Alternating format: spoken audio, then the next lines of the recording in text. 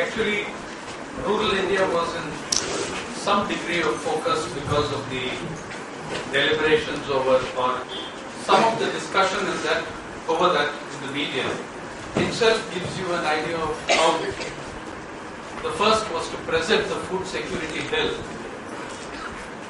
as a huge drain on your resources, as the major cause of your current account deficit, and exaggerate what percentage of your GDP it accounts for. And the second is to keep quiet on the fact that if implemented exactly on the lines that it is today, actually far fewer people will be eligible to public distribution system in many states in the country. In Maharashtra,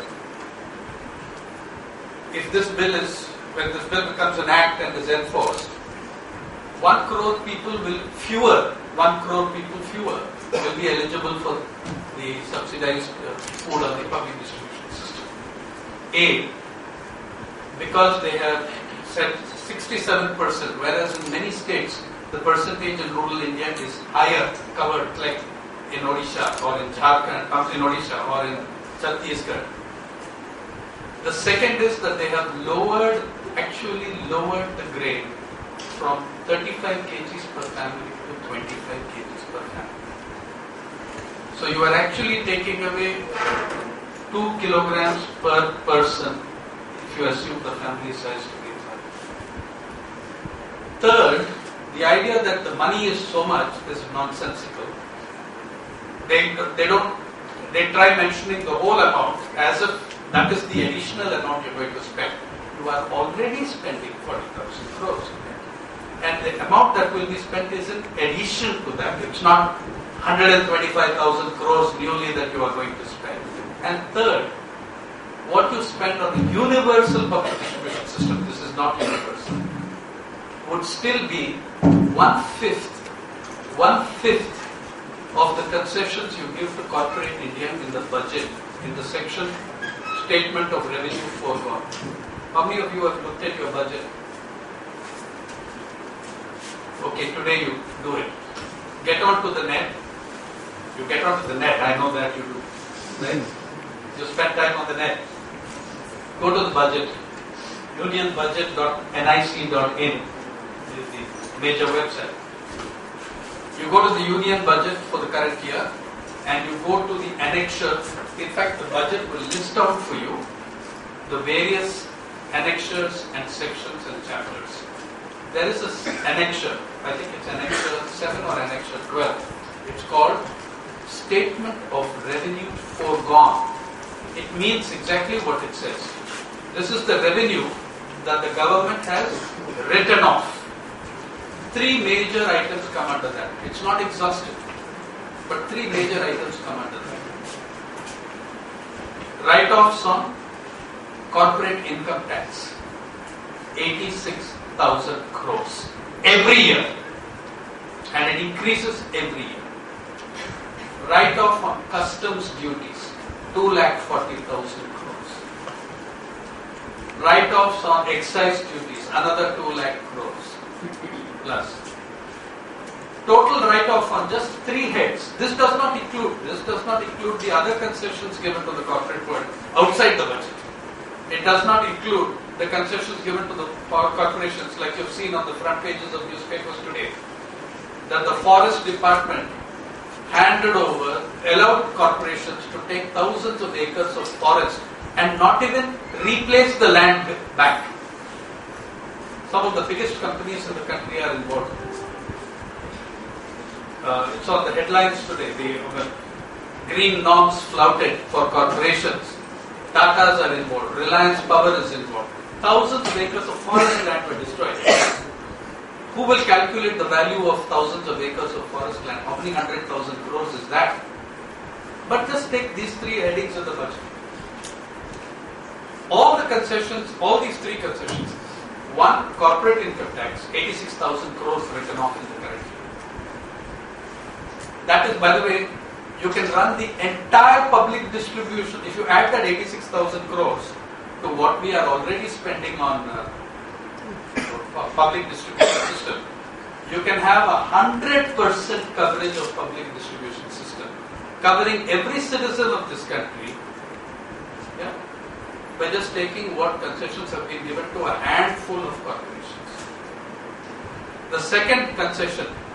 Now we remember in the last few months we have been seeing ministers wring their hands over gold. Too much. This gold issue has become too much. We must stop imports of gold. We must stop. When you look at the customs duties, single biggest exemption, gold, diamonds and jewelry. These are the Aam Aadmi's imports. Gold, diamonds and jewelry get more customs concession than industrial machinery, than minerals, than mineral oils. In 3 years, in the last 36 months, the customs duty concession on gold is 1,50,000 crores. But that was just to connect our discussions here today with the discussions in Parliament. And if you remember, what is the wonderful part about the discussion was when the Planning Commission came out with its latest poverty estimates, which we'll get into later. You might remember the section of the ruling party in Parliament declared that you can have a full meal for 5 rupees in Delhi. Now, actually, I believe him because he's a member of Parliament, and the most subsidized food in the country is in the Parliament canteen. That is the most highly subsidized canteen in the country. So he can probably have a full meal, and he probably doesn't pay that 5 rupees. But for ordinary Indians, it's a problem. Well, we'll come back to that later.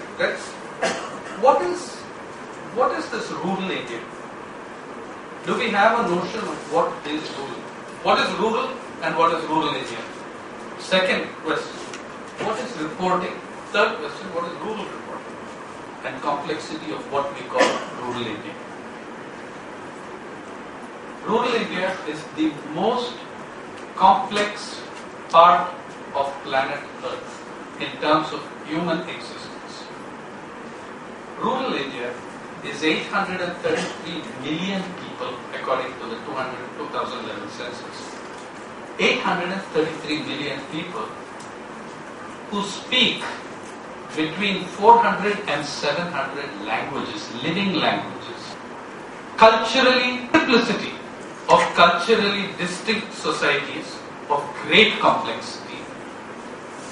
Just look at the languages. 200 people as in the Andamans. Or if you take the language called Saimor in Tripura, today has 4 speakers left. You have the language of the Koya or the Dhruva spoken by 60,000, 80,000 people. Living languages. Whole economies and cultures function in those languages. You're talking about enormous complexity. And the social organization of these cultures, highly complex, highly sophisticated. Here's the fun. 22 languages are recognized in the 8th schedule, but the languages of several states, the language in which the assembly is conducted, are not part of those 22. Like the official language of Tripura or the official language of Mizoram is not part of the 22 languages in the official schedule. But all states and economies are functioning on those languages. So even your 8th schedule does not capture the importance of language in this country, of native languages, of languages of the soil. Rural India is a place where of very sophisticated, complex cultural, social entities which are seeing a period of dramatic, and it's also, by the way, in my understanding, probably the biggest collection of artisanal and craft skills in the world. How many schools of weaving do you have in Karnataka? How many schools of pottery do you have? How many schools of art do you have in a state? There is no greater collection of artisanal and craft skills, in my opinion, in the world. In a country, in rural India, where we know of at least 300 weaving schools. God knows how many schools of pottery there are.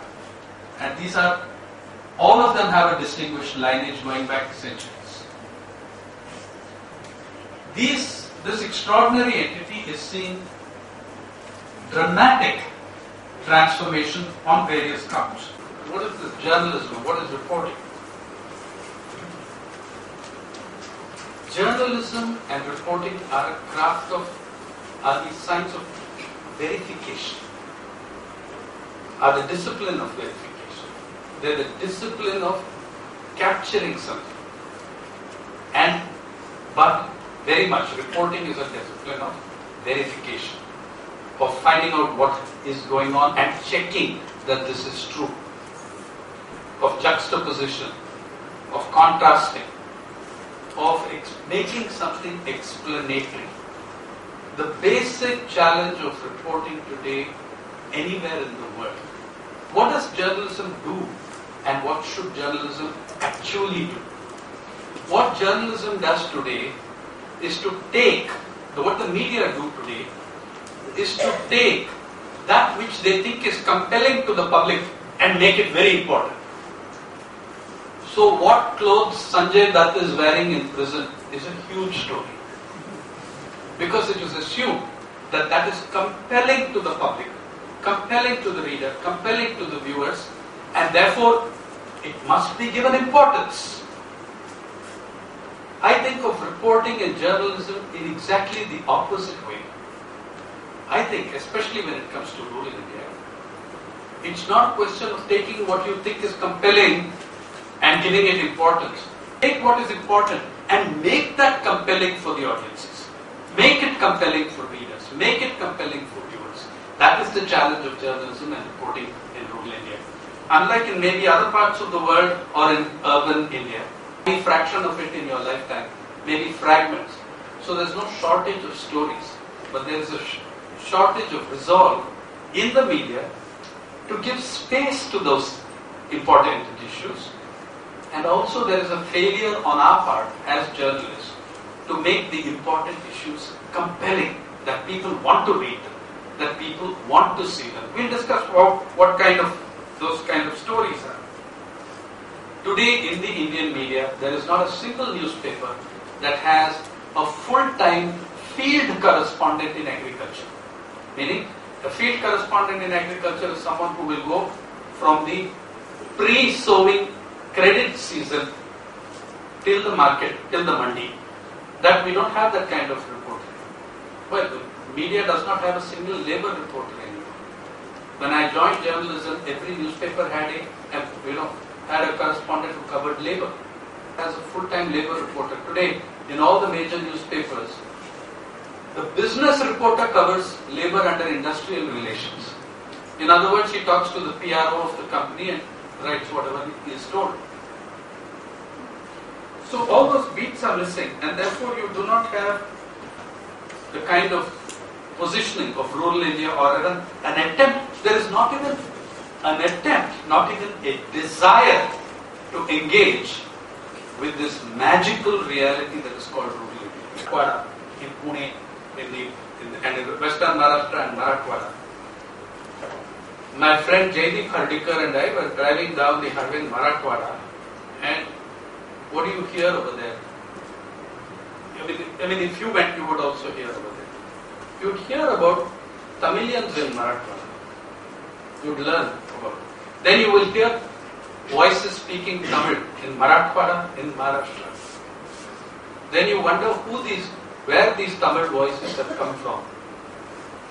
They are all operators of borewell rigs who have come all the way from Tamil Nadu to drill borewells in Marathwada's drought area. Now, believe me, there is enormous drama in the story of a well. Let me tell you how. I traced that borewell rig back to a small town near Erode. It's called Tiruchendur. People were coming back after in the factories where these borewells are. People were returning after sinking wells in Assam and in Jammu. They had sunk wells in Rajasthan. Then I found that the team that goes to do the borewell rig is 20 people. And it is a very pan-Indian phenomenon. Why? The owner of the borewell rig will move with total 20 people. It will move with the manager, with 2 drillers, 2 assistant drillers, 12 laborers, 1 cook.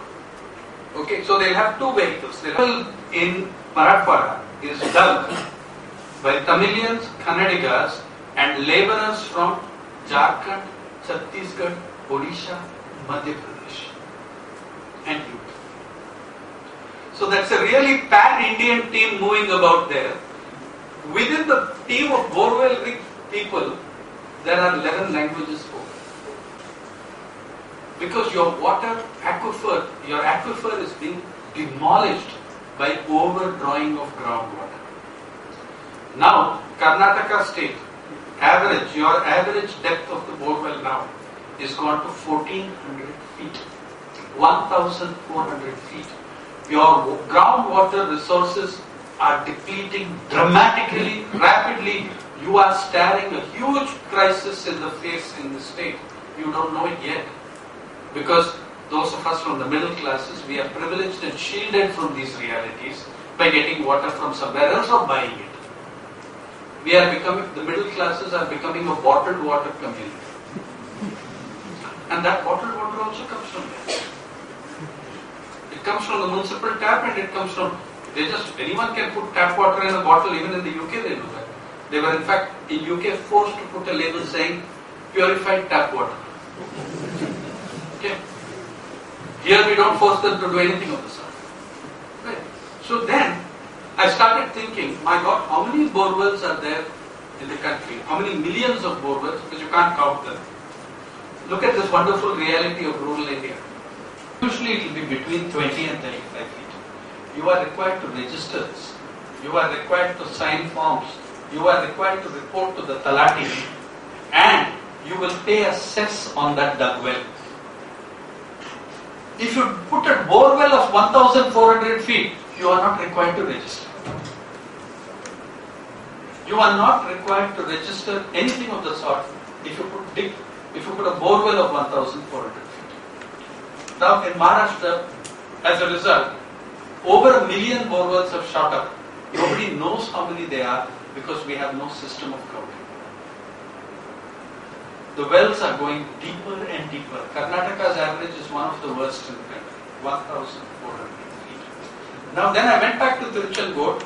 As I said, 80% of the borewell rigs come from one town. So I wanted to know how many borewell rigs there were in Tiruchendur, because I couldn't see even one operating in the town. So I asked the operators, you are all over the country but not in Tiruchendur and Erode and Tirupur. How is that? They said, because the water here got over long ago. There's no point digging for it. The cost of that is cost of making it is about 80 lakhs to 1 crore and it's sold for 1.2 to 1.4 crores. Now, everybody gave me a different estimate. The head of the Truck Owners Association said there will be about 7,000 or 8,000 rigs. Another man said, the biggest owner said, not more than 5,000. The operator and driller said, sir, there are at least 25,000. So I said, why do you say that? He said, see, what happens is, our bosses, they register many of these rigs in Karnataka and Kerala and all that, so that for tax reasons. There are actually 20 to 25,000 rigs. So I said, okay, let me calculate it as 20,000 rigs. How many feet do you dig in a day? They said, minimum we work 200 days in the year because you're actually traveling giant distances. They're digging wells in Rajasthan. Oh, they're digging wells in 16 African countries. The rigs from Tiruchendur. There they are training the Africans. So they only acclimatize them to the machinery and they come off. But some of those rig operators have been in Ghana, they've been in Ethiopia. But there it's not Indians running the show, it's Africans doing it with Indian machinery. So, okay, now you calculate. They said, see, we can do in soft soil, we can go 1300 to 1400 feet in 1 day. In hard rock, like in Andhra, in the Deccan, we can go 1000 feet in 1 day. Let's assume an average of 1000 feet in a day. Your neighboring state, whether it's Harikada or Burakada or whatever the equivalents are here, as a nation you have thousands of centuries old traditions of storytelling. But in journalism we have forgotten how to tell a story. We tell it, you say that so many wills are being drug, it's at a price of so and so, the government has allocated this much for the budget. You've lost the reader. You have not captured the drama that is going on, that people from 9 states are involved in the drilling. The other extreme, which has dominated for 3-4 years, where rural India was boosting the Indian economy. There are huge processes going on in rural India. But one more thing about reporting itself. According to me now, there are only 2 schools of journalism. I mean, there are hundreds of sub-schools of journalism, but there are 2 kinds of journalism.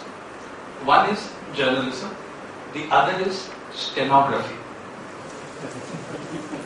80% of what you see in your media is essentially stenography, and it is stenography to the powerful. You see, I used to make this criticism about journalists just doing stenography until one day one old gentleman in Tamil Nadu, in some talk I was doing in Mylapore, he put up his hand and he protested. He said, sir, I was a stenographer in the court for 38 years.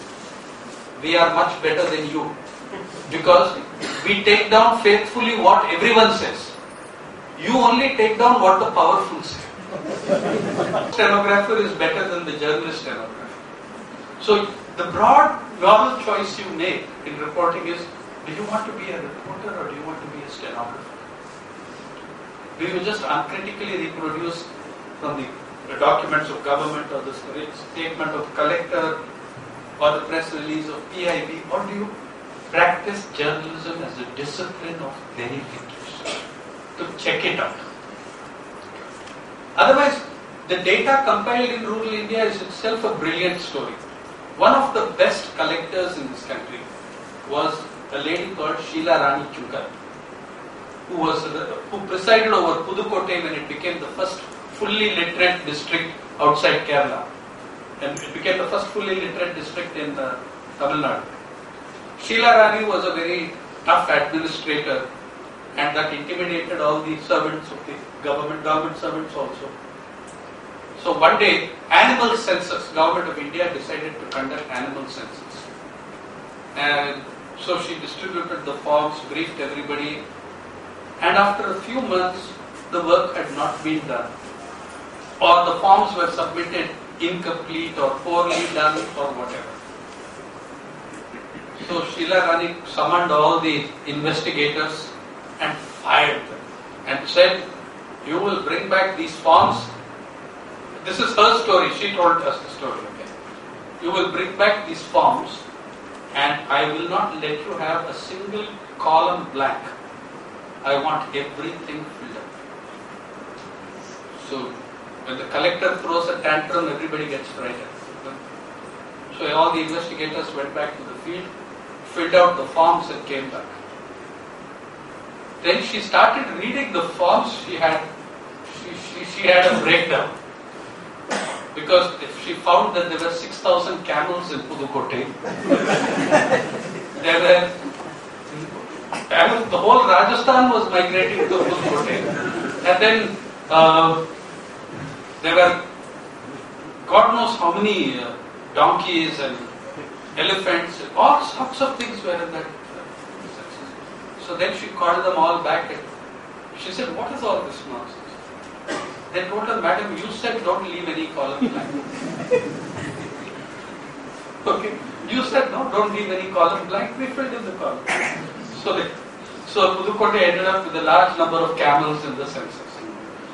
That's the arbitrary nature of governance in India. It's the arbitrary nature of, mind you, that was the best collector Tamil Nadu had in 30 years. And she had the grace and the sensitivity to realize that it was a huge error, and she laughed about it. But imagine how many such errors go undetected. Tell you about water, the story of water, and the drama and a story of water. When I was covering Madhya Pradesh, which stories appear in the book, I was told by senior IAS officers in Bhopal, you must go to this block in Jabua district. I think it was Tandla or Tetlawad, one of the two blocks. This is the model block in the state for maintaining rainfall data, and government has sent out this data as a model on how to keep rainfall data. So I was very impressed. So I went off got the next train and went off to Jabua, and I wanted to meet the block officer responsible. 1 or 2 days he was not there. So I roamed around the block, then I met him. Then I asked him, how are you putting this data together, considering that in your district there is not a single working rain gauge for the last 3 years? There is not a single rain gauge working in the district. How are you compiling rainfall data? And mind you, this was an honest man. So he went and he brought me 2 files, one thick file and one thin file. The thick file consists of multiple letters he has written to the authorities saying, there is no rain gauge working in my block. Please send me rain gauge, please send replacement, please make allocation to the BDO, to the district, to the CEO, to the Zilla Parishad, to the collector. So that's a bunch of letters he has. The thin file consists of 6 forms letters to him, blocks, and he averaged it out. Because rainfall patterns change only over long periods of time normally. Nowadays they're changing fast. But it was a legitimate exercise in his mind that I'm taking the average of the surrounding blocks, because block is not a geographical entity, it is an administrative entity. If I divide Mangalore into 3 blocks, the rainfall pattern of Mangalore does not change. Everything that happens is somewhere, in some way or the other, extremely important. But how do we make the important compelling? That happens only through one major way.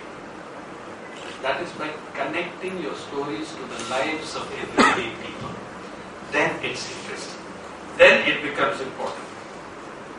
Then the stories gain power and force. Like for me, the story gained power and force on the... You calculate what he can never get out of debt in this lifetime. In Andhra, there was a record, one fellow said 56. Baralu Reddy, and he said 56 borewells in his farm, as a result of which everyone there used to call him Borlu Reddy. Okay. So, and then what kind of water crisis you're facing? It's not rainfall crisis. You're seeing plenty of rainfall. Yes, some years there is a drought. Every 10 years or so there will be 1 or 2 bad years of rainfall. But one, there are major changes in rainfall pattern which we are not adjusting to. 2, the more important thing is gigantic changes in human activity and utilization of water. As I was driving towards Western Maharashtra, I got another side of your time. Why do we remember certain journalists and not remember others? Because they engage with the giant processes of their Army category, which is only 20 lakhs actors. Okay, 7% for the Mercedes Benz, 14% for the tractor. So the processes of farming, of inequality are in the process of inequality is opening up in every aspect of rural India, as indeed it is in urban India. There is also the discipline of verification requires that you meet people, you talk to people, you go to the spot, but you also are familiar with the data and research on the subject. Now, for instance, for me, the census of India is a starting point for a million stories. The 2011 census is unique in your history. It is unique in your history. No census shows you in your history the things that 2011 census does as a nation since 1947. Okay? For the first time in independent India, the urban population has added more people than the rural population. In absolute numbers, yes, rural population is still massive. But urban population has actually, how many stories there are in that little fact? How between 2001 and 2011, rural India added 90 million people. Urban India, which is much smaller, added 91 million. How do we compare? Let's look at 91 census and 2001 census. Urban India then added 65 million people. Rural India added 113 million, 20 lakh acres people. I found in Polepalli, in Telangana, Polepalli, near the Shamshabad airport, livelihoods were destroyed by destroying the forests on which so many people were dependent. Where I think that the children don't have water to drink, that water is taken for your Coca-Cola and Pepsi. Huge things are happening in your countryside. By the way, I used to be a very big consumer of cola because I'm a teetotaler. So at every function and everything, when everybody else had their liquor, I would drink cola. I stopped drinking it in 2000, and that's the story. Because I went to a place called Nallamada in Anantapur. It is the one part of Anantapur district which is not very far from Bangalore, 3 hours drive, which had sweet water. There was one part of Nallamada, that 2 villages that had their own water source, sweet water. And I went there and I asked for water. This was my 10th or 12th visit to Nallamada. And they were very hesitant and they were looking at each other and, I was wondering, but maybe I had caused somebody offense because they automatically offer you water and they're very proud of their water. It's absolutely a mineral, it is genuine, natural mineral water and it's only slightly sweet in taste. So then, when I said, no, get me water, they brought a glass and it was, the water had brown and green sediment in it. Then I looked at it and I was shocked. And the old gentleman who had given me the water said, he felt very bad. I'd see my face from looking at the water.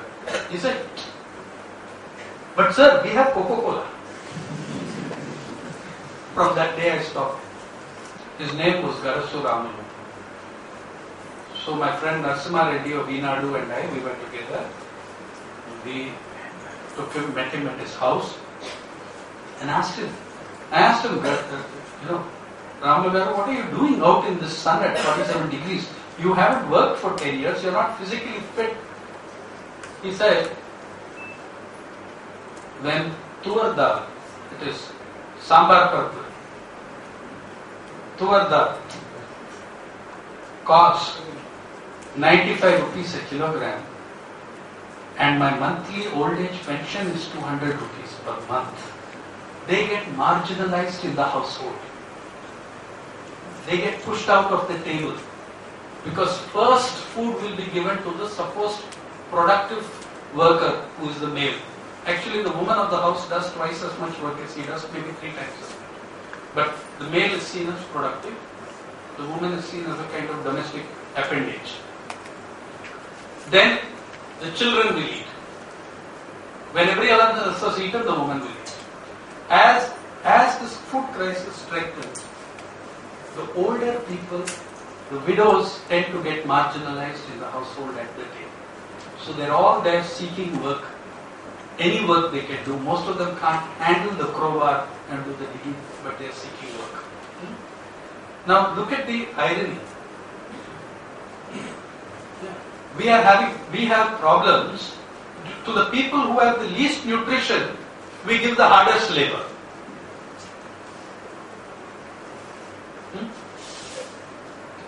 And Dr. Monte Ahluwalia announces, now what is the figure? 33 rupees poverty line daily, equivalent of 33 rupees a day in cities and 27, 28 rupees a day in villages. That is actually an update by indexing to some extent. Otherwise, Mr. Ahluwalia went to the Supreme Court with an affidavit to defend a poverty line of 28 rupees 45 paisa for urban areas and 22 rupees 45 paisa for rural areas. That was 1 year ago and the prices have changed, so anyway it comes to 28 and 33. Asked about whether this figure is acceptable, he said it is normatively adequate. Then we decided that let us do an RTI, and one of my friends in Indian Express did the RTI. The mandate of the Planning Commission. No other deputy chairman of Planning Commission spent 1 in every 7 days outside the country. The Planning Commission deputy chairperson has been headed by some very, very distinguished people like Madhu Dandavate.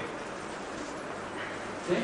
It's been headed by very, very distinguished people who never, during their days at the Planning Commission, never went abroad 1 day on the money of the Planning Commission. But Mr. Ahluwalia is an advisor to the government of G20. He calls himself a Sherpa. G20 Sherpa. So he went for that. Now we found two things. One is, in 7 years, every 7th day he was either in an aircraft or abroad. And his average expenditure on the last trip that we calculated was $4,000 per day. But it is okay for a rural Indian to live on 29 rupees a day. Journalism has also to be reflective.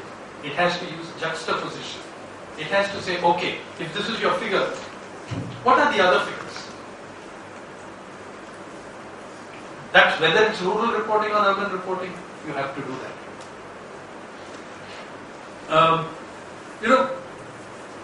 There are many ways in which one can engage and do stories which makes us different from academics. I keep asking my economist friends, it's very strange, but I still have 1 or 2 friends who are economists.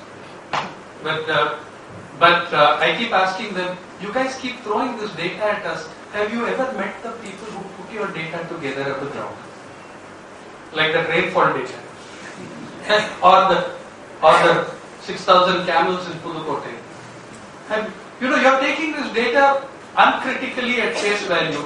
So on migrations, they write some real nonsense without understanding. They've not seen that migrant. They've not traveled with that migrant. The experts on the subject did their fieldwork 30 years ago. They haven't recently gone and they won't recognize a migrant if you kick them in the face. How can you do those migrant stories? There are thousands of ways you can do those stories. When I started sensing, and by the way, all the methods I'm giving you were not individually devised by me. Let me make this point clear to you. They were devised by people with far less education than you. They were devised by ordinary rural stringers. Ordinary rural stringers taught me how to figure out what the scale of migrations is, how to figure out what's happening on the waterfront, how to understand that the census has gone wrong over here. Yes, Census of India is a great document. Overall, it's a very fine document. But when you disaggregate it, you run into problems, especially with ancient tribes, because the investigator, who may be a primary school teacher, is very scared of going near the Bondas or the Birhors. He thinks they're cannibals. I stayed with the investigator in Palam. He filled up half the damn details of his census report for 2 villages in his home. He gave everybody whatever name they wanted. He wanted to. And he did that. Okay. But you can do these stories differently. And look at what actually happened. Oh, but another thing. Pandit, if you remember B.D. Sharma, who was Professor BV Sharma, who headed the National Commission for Scheduled Castes and Scheduled Tribes, he showed me one of the biggest errors government had made. There is a nomadic tribe called Biro. They move in a triangle between what used to be in Madhya Pradesh, they are known as Bihor. So when he added up the three columns, the population increased. Odisha government set off a press release saying, thanks to the programs, poverty alleviation programs of our government, the Bihor population is now stable and growing. Actually, they are in decline. But not at the kind of decline at that time. Now there are just 2,000 Bihor or less. Your country will be poorer when they come. You can do the migrant stories. You want to do a story of the nomadic tribes? Go with them when they're in the nomadic season. The problem you will have, so you're looking, we need to build that public pressure. We need not just to operate as journalists, but as citizens, as human beings, to try and draw attention, use every forum, be it the press or documentary or visuals or video or the net, all these possibilities. It's harder and harder. It's called, you can call it guerrilla journalism. When they burn one forest, you run to the next. But you have to try and keep that thing alive. My friends and I, in a few months from now, you will see, we will be launching a website. It is a public access, free to access. No corporate funding, no government funding. It's called the People's Archive of Rural India, where the stories of rural India are told by people of rural India, especially in the videos that we create. So there is a potter in West Bengal. You've seen those terracotta horses, red terracotta horses. One of that man, he comes from a 5th generation that makes those terracotta horses. The entire documentary, he is in control. He is telling you what the story is, how he lives, how much he earns, and the first credit in the film is to him, not to the director. So that will also happen, but I noticed, actually I should have said it at the beginning, you were free to interrupt me whenever you want. Do you want to start asking questions or making criticisms or whatever you wish? Let's have some discussion on this. Thank you. I also trained journalists in Kannada for the newspaper, but my problem over the last 15 years is the urban middle class who go in for journalism have got a tendency of the upper class, of the value system that does not enter into your storytelling at all, because although they come from rural areas to a great extent, their aspirations and their value promotions are of a different nature. Is there, what kind of a remedy would there be possible in a culture saturated by the kind of images people take? Isn't that a reversal of the earlier old land reforms bill with which land was given back to the farming community? I get inspiration from your reference to Tripura. I'm a journalist of rather long standing in this region also. Just like the Tripura, where the medium language is neglected by the 8th schedule in the case of. Similarly, there is a classic case here, Tulu speaking. Yes. There are well over 1 crore of people, they speak the language.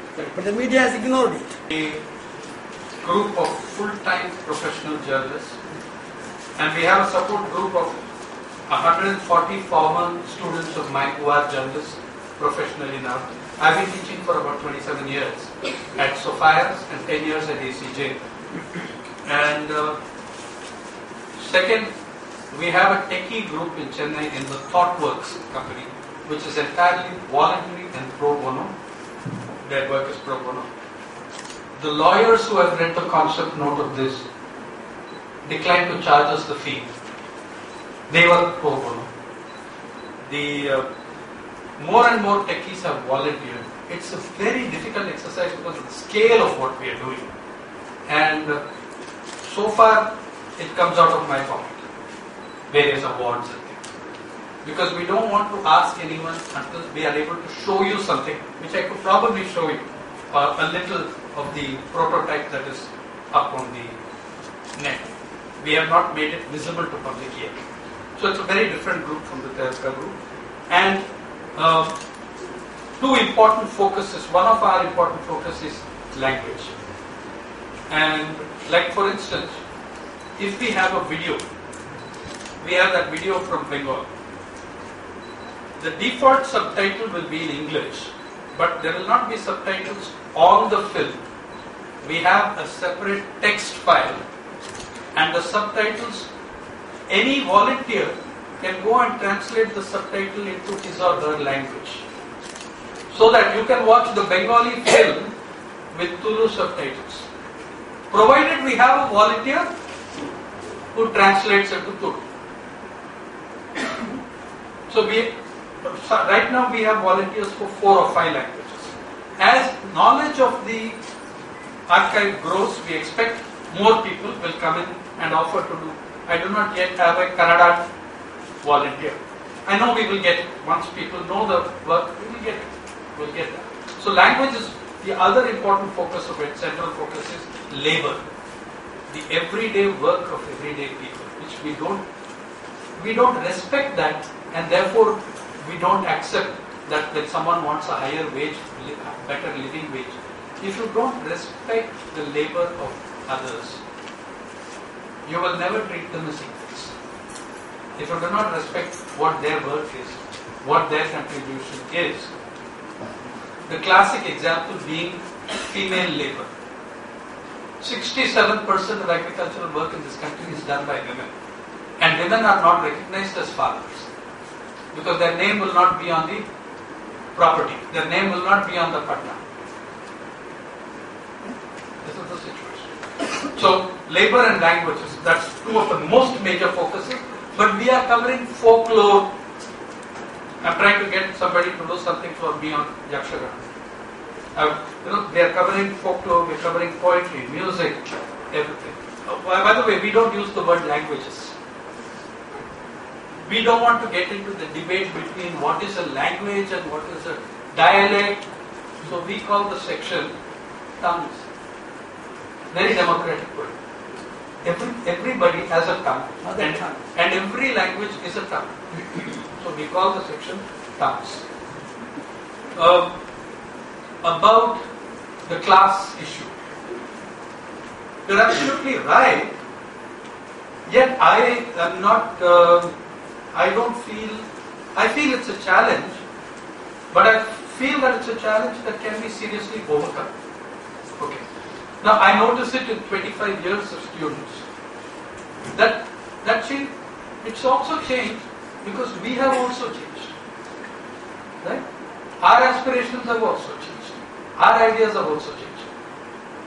But the child who is growing up today is exposed to an entirely different socialization apparatus than the one that we were exposed to as children. You know, when I was 5 years old in Abhirampuram in Chennai, that is next to Mylapore, in our colony we got the first landline phone. People queued up to see it. It was such a wonderful thing. Nobody had anybody to phone because others didn't have phones. But that was such a curiosity. In 1991, I bought my first PC-XT computer. PC-80 computer, sorry, 80. It had a hard disk the size of Bombay Telephone Direct, and that was 20 megabytes. And the whole thing cost 53,000 rupees. And my cell phone, which costs much less, is 200 to 300 times more powerful, probably 2,000 times more powerful than that was. New generations have grown up with other toys. And also remember, every day the media projects to them certain role models. Projection of the idea of supermodels. Nobody tells the girls that actually do you know how many supermodels there are in the planet actually? 6.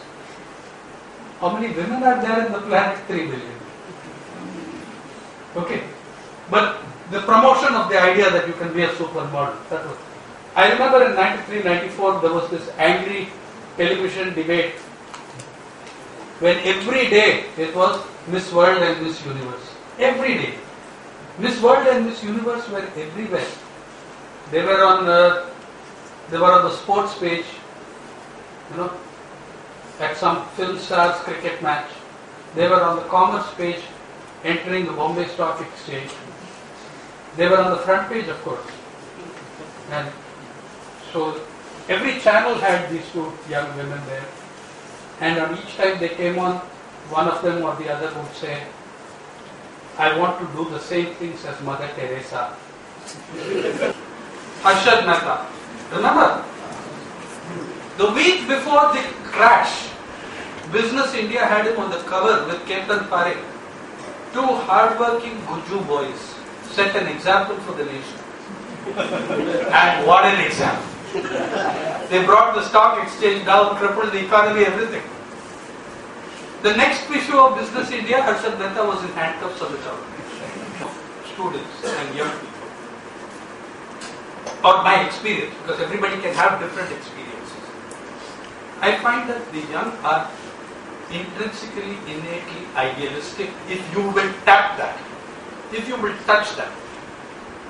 My students of 27 years ago are still in touch with me, they're working with me on this archive. Many of them, why are so many people willing to contribute labor to the archive is simple. Because they can't do those stories in their newspapers. They can't do those stories on their channel. They're dying to do a good story. We are giving them a platform. They will learn nothing from it. In fact, the exploitative nature of the relationship is that I take your work and then I make you pay for it. You are also contributing to the upkeep of the archive. Okay? So I find that the role modeling, the socialization apparatus, this has changed dramatically from an era when you are talking of when we looked at the freedom fighter as a role model. Colonial 1871 Coal Bearing Act and Acquisition of Land Act. If you compare it to those, it's an improvement. If you compare it to those, it's an improvement. It says so many times market rate, etc., etc., etc. But it is not anywhere talking about distribution of land. It does. By the way, your food security bill does not mention the word farmer. Food comes from somewhere. Supermarket. It grows in bags.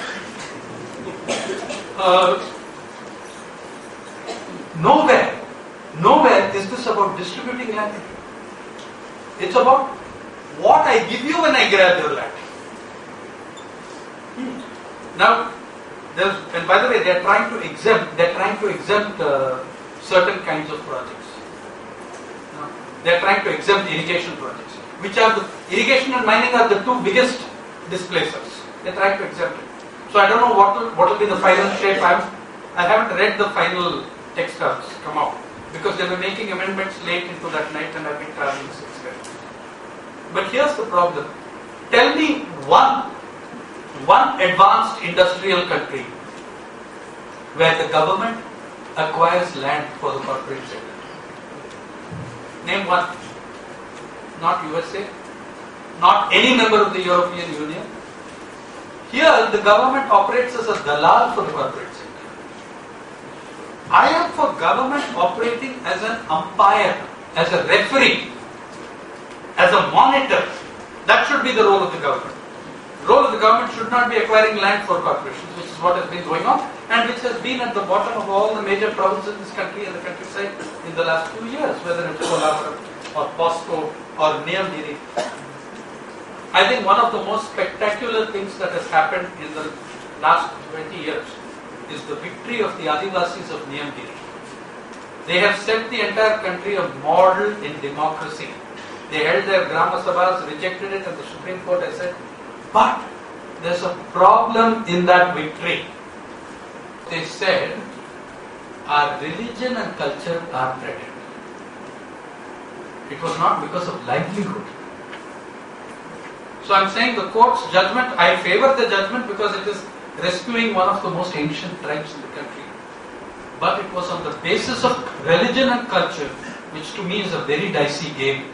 There are many other games that can be played under the name of religion and culture. Today, it has had a positive impact. Tomorrow, it can be used for an entirely nefarious purpose. That's what I'm afraid of. But I still say, I salute the tribals of Niyamgari because they've shown us what democracy is about.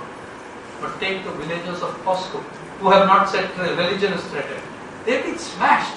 And yet, two villages, Gobindpur and Dinkia, are holding out against one of the world's biggest steel multinationals, against Odisha police, against the local administration, against Odisha government, against central government, against CRPF, like Asterix village against the Romans. Those two villages are fighting.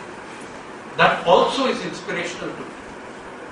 But I'm saying this, the land issue is not solved by this bill. There is a hell of a long way to go before we understand that land is still the number one asset of a person in the country. And say, if I take away your, how come we never do this acquisition? How come we never do this acquisition in Malabar Hill or South Bangalore? Does government ever acquire land? Suppose tomorrow government decides that Jayanagar will go and do some project. Government will fall. Karnataka government will fall in 2 days. Okay. With poor people we can do anything. Long time that India should grow at a very high rate. Should this country grow at double-digit growth rate that our leaders have been talking? Number one is that. Number two, there has been a dramatic shift in the GDP composition of this country. From independence to this day. Services have been occupying huge proportion of our GDP composition. Now, what would be the implication of this type of a dramatic shift? Because large sections of the people has indeed dramatically changed. Agriculture is now down to some 14%. Okay. But there is this word services is a very illusory term. Okay. We think of services, your average middle class person thinks of services. They think of IT first. They think of information technology. They think of the hospitality sector. They think of banking and insurance.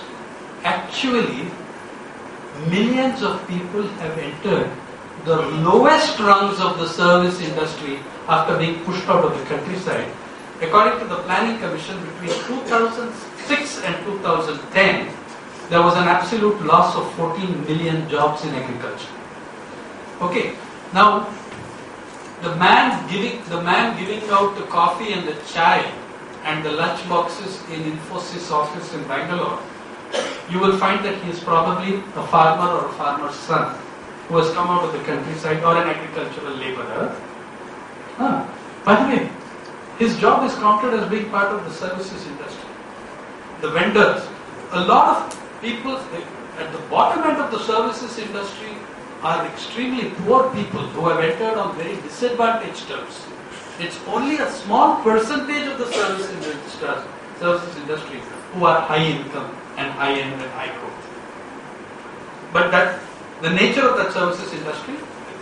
Now the huge success of the IT industry, for example, was also linked to the fact of 20 years of tax holidays.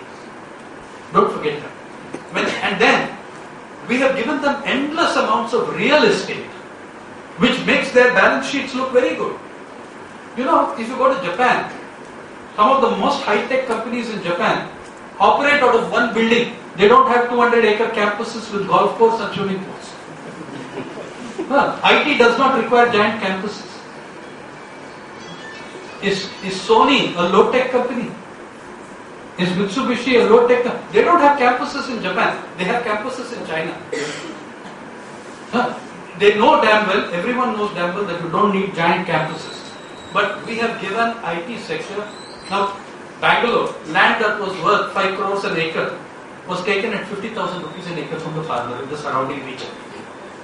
Naturally, my balance sheet will look very good. IT industry is booming because I've got 1,000 crores worth of free land virtually at throwaway rates.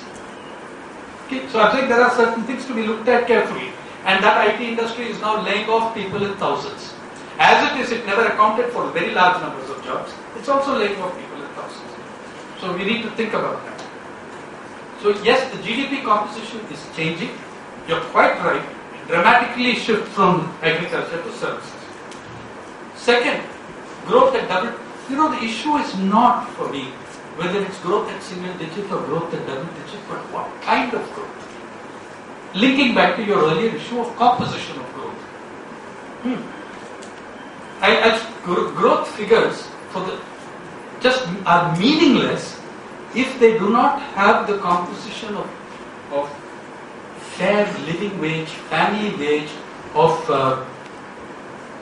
growth with justice. You have to look at where the growth came from.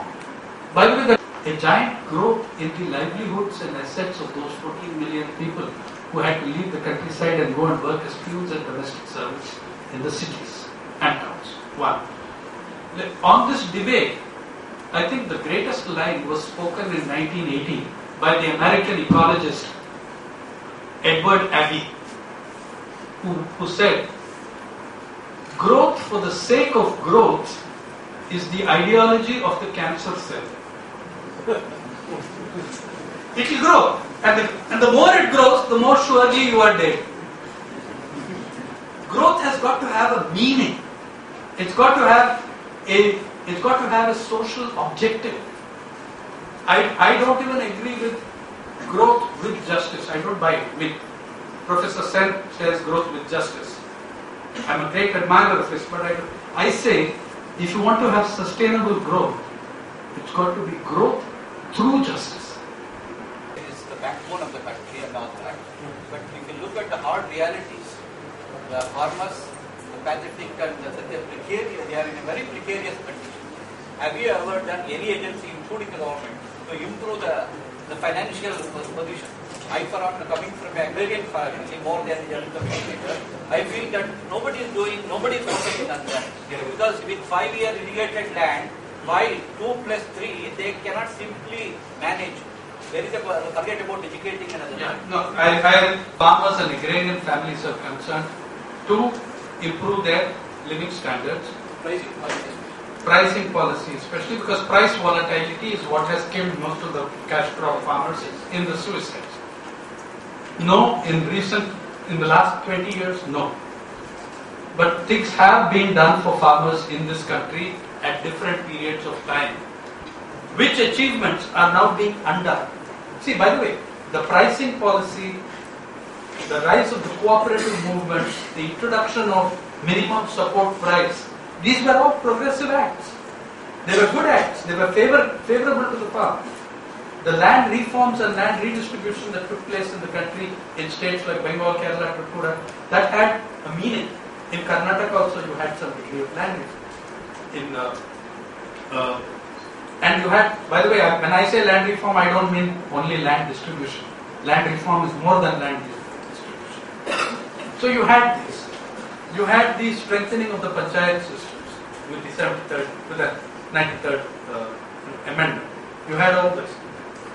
In the last 20 years, we are undoing much of what was done. If you go back to the time of the Green Revolution, what enabled farmers to do a lot more than they were doing was actually bank nationalization.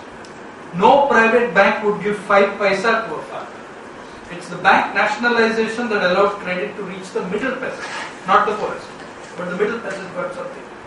Okay, very few of the very poor got anything. But the number of bank branches in rural India went up from 16% in 1961 to 60% in 1993. Today it's 48%, and they're trying to reintroduce. They're trying to make it lower and put banking correspondent. This new system. That is the new money lender. The business correspondent. He will give you loan, and you will pay him 150 rupees or whatever he demands from you. So, yes, in the last 20 years, the policies have been extremely hostile to farmers, and that is at the base. The farm suicides in this country, there have been 285,000 farmers who have committed suicide since 1995. If you count the number of farmers suicides since 2001, it's happening at the rate of one farmer killing himself or herself every 30 minutes. You gave a reference to the Nalega program associated with some of the which I am supportive of. Okay. we have found out the schemes are being given out to a dead man 3 years ago, generally known. And we also had the famous Annabhagya Yojana, when within weeks we found tons of rice being captured at Chennai or in Tamil Nadu. So generally we keep hearing about these kind of stories from the newspapers. But what about the implications? Other positive stories, how best these are used? So is it, are we reaching out only to focus on some things and give a laudatory approach to other things. For instance, the media are completely supportive of Aadhaar, which is a disaster and is building to be a bigger disaster. Okay? Because the class of people involved in Aadhaar, including my friend Nilakani, they represent the kind of interest that the corporate media supports. It belongs to that world. So the corruption that you are talking of, it exists. Does it exist less in other programs in the country? Does it exist less in the 2G scam? No. Where to this day, not one corporate boss has been sent to jail, though it was Tata's, Mittal's, Ambani's involved. 2,76,000 crores, the largest bloody sum of money. And by the way, the corporate concessions I started the speech with are twice the size of the 2G scam. So that leakage is okay. Huh? But somebody stealing 2 kgs of rice, that's corruption. Nonsense. Yes, there is such corruption, but you know where it will be least? Where the distribution system is universal, it will be least. It is least in Kerala. How much do you read about corruption in the PDS in Kerala? Also, you have an educated public that is able to assert its rights. If they are cheated, they will go and break somebody's head. So that is also another set of issues that come with that. Now, people say this law has failed, that law has failed, you repeal this, there shouldn't be any restrictions on this. Then let's do away with the laws against murder and rape. They continue, murder continues, rape. So do we remove the law? Because it's not working. You have an objective and a goal, the civilized norm of the age. Yes, and you know what? The main source of corruption in the public distribution system is when you have created a system of targeting and saying, out of 10 people, I will give it to 3. Imagine the trouble that causes in the other 7. Then I come along, I am a racketeer, so I will say, oh, you want a BPL card, I will get you a BPL card. Right? And if you go to many poor villages, you will find that all the BPL cards are with the money lender. Because that is the collateral against which they are getting the loan. If you have a universal public distribution system, there can be no leveraging. Now in a universal public distribution system, will everybody take 2 rupees rice? No, they won't. Mukesh Bhai is not going to stand in the queue for 2 rupees rice. Guarantee you a system which is much more humane and efficient than the kind of racketeering that now goes on in the food distribution system.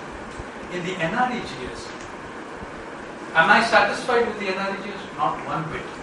Am I satisfied with the PDS? Not one bit. Do I want them? Of course I do. Because the lives of millions depend on it.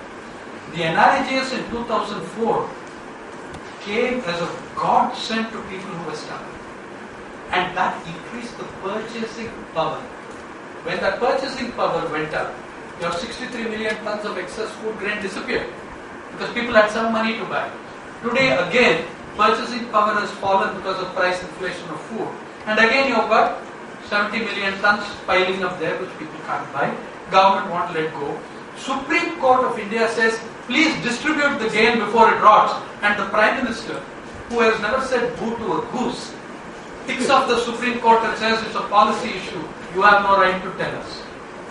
When he's also admitting that the disaster is his own policy. Yeah. So we need to improve that. Look, Gadasu Ramulu at 74 had somewhere to go. He had somewhere to go. Those elderly widows had somewhere to go. Do we take away that? These are not solutions, they are tools.